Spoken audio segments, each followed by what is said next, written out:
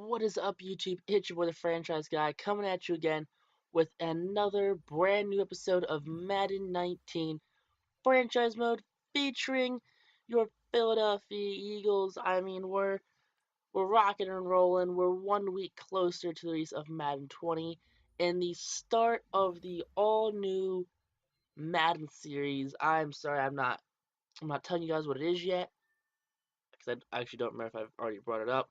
But if I haven't, I will not be telling you yet. It will be a super duper release. Literally, will be released I mean, the week of Madden, if that's what people do when they release their Madden videos, I guess.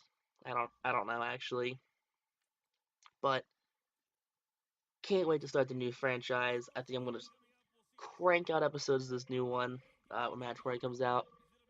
I've been looking for Madden forward for Madden 20 since April. And I'm just tired of playing Madden 19. It's not fun for me anymore. Um, I think picking my favorite team, the Philadelphia Eagles, was probably the wrong choice. I get it; they're a winner, but I already had a roster that I just needed to add a few pieces to, and outside of that, I was good. I didn't need to add a quarterback and a running back. I didn't need to add receivers. I had all those already. I had an offensive line. I had a stacked defense. So, outside of maybe some linebackers and maybe a couple backup safeties and defensive backs in general, this team is dirty. This team was already built. So I think that's kind of why it ran out of favor with me, especially in playing it. I was looking forward to playing uh, Road to the Show and Phillies franchise. I was looking forward to playing NHL more, but I actually was looking forward to playing this. When I started off, I was super pumped into playing Madden. Like I was just hammering out episodes. I think I got so far ahead at one point in Madden franchise mode, I just didn't have to do anything for a month, which kind of bit me in the butt when I like thinking back at it now that I probably should have still used that month and a half of just not having to actually make content for making content, where I could have just backed up what I've already had and advanced from there. But hey, you live and you learn. That was my first official start at trying to be a consistent YouTuber. I know I had a pretty decent 2 week span where I wasn't uploading. Just some personal reasons for me. I was unable to upload, unable to edit, unable to do all this stuff for my channel. It really hurt me. I mean, as of right now, though, I've been on a pretty good streak. Though I don't think I've missed an upload officially in a couple weeks, some months maybe. I think it's been a couple weeks. I think there's a Thursday where if I hit publish on an episode, so it literally just sat on my ready to publish screen, and it's like 12:10. I realized I never hit publish because I looked at my phone to check it, the upload, and see my views were on it, and it wasn't there. So I checked my laptop and forgot to hit publish. So yeah, that did happen. So technically I did miss a day, but my goal, I guess my upcoming New Year's goal. I know it's super early to talk about New Year's. We're talking like I actually don't know when this episode's like releasing to you guys. I know I'm recording it voiceover wise on June 1st at 2:43 a.m. Do I know when it's coming out for you guys to watch? Not necessarily, but just dating it to when I'm recording it. I mean, June New Year's resolution though for YouTube is just to be a consistent streamer, be a consistent uploader. I mean, yes, I love doing sports games, but I also want to play other games too. I want to not like I'm gonna add like more series because I feel like if I add more series, it's gonna be a super big pain in the butt to try and get ahead or find time to record all of these series because yeah, I think I'm doing what I'm doing. Madden franchise, Madden my career. I'm doing 2K19 my career. I'm doing Phillies franchise. I'm doing Road to the Show. Uh, those are all right there, and I'm doing Flyers franchise and Be a Pro. those are done differently than these other five. But the way I do it, I record 6 episodes at a time, edit them down, voice them over, and then I upload them and move on to the next one. So every time I finish a game, I move on to the next one, and that one has a week left in it. So in theory, it should start building up on extra weeks before it starts to, I don't know. My plan is to have a huge gap just between them where I mean, in theory, take like a week off and just add new series in these gap weeks that, just don't have games in them yet. So that's going to be my buffer right there on how I would keep the weeks alive. I mean, I don't know. I know when 2K20 comes out, I'm going to try to start a franchise. I mean, I wanted to do a franchise so bad, but the Sixers just couldn't do it. I'm sorry. I was unable to do it. I mean, I wanted to get Jimmy Butler in a team where I literally like went outside of the way to trade for Jimmy Butler. I flicked sliders and everything so I can get him. Of course, all off camera. And then I got him, and then I don't know, it just didn't feel right the fact that I had him, that I didn't sign him and I didn't trade for him the correct way. But I don't know. I feel like I want to try a different style of making it. I want to say where I'd play it and then I'd chop it up in the quarters and I don't know, make it a lot different. I think.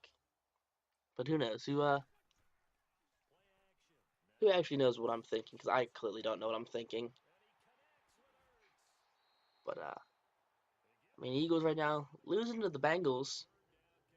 Carson Wentz, 1 touchdown, 1 interception. That's our first interception on the season so far.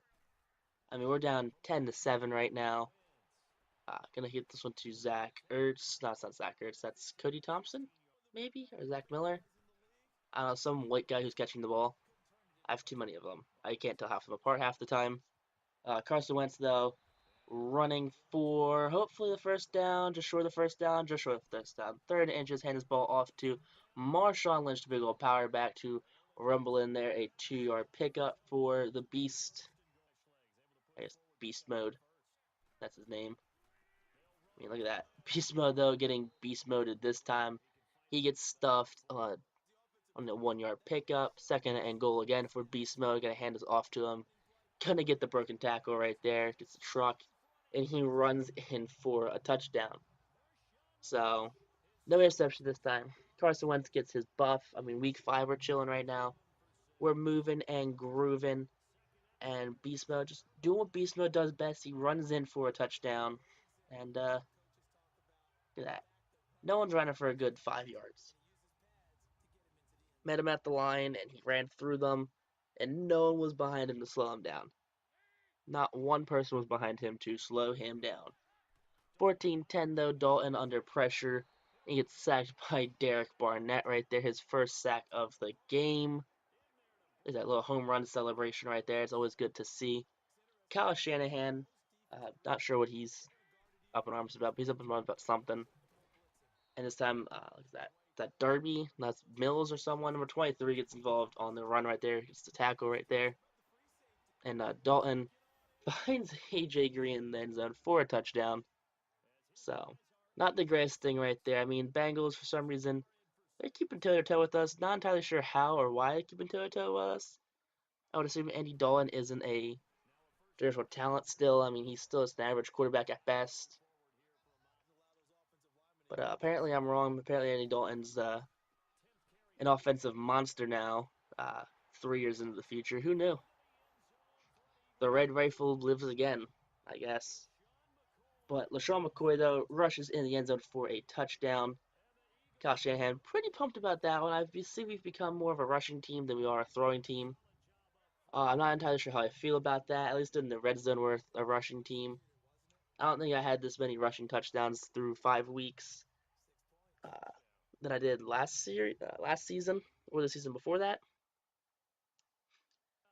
I feel like we're getting at least like 3 rushing touchdowns like a week.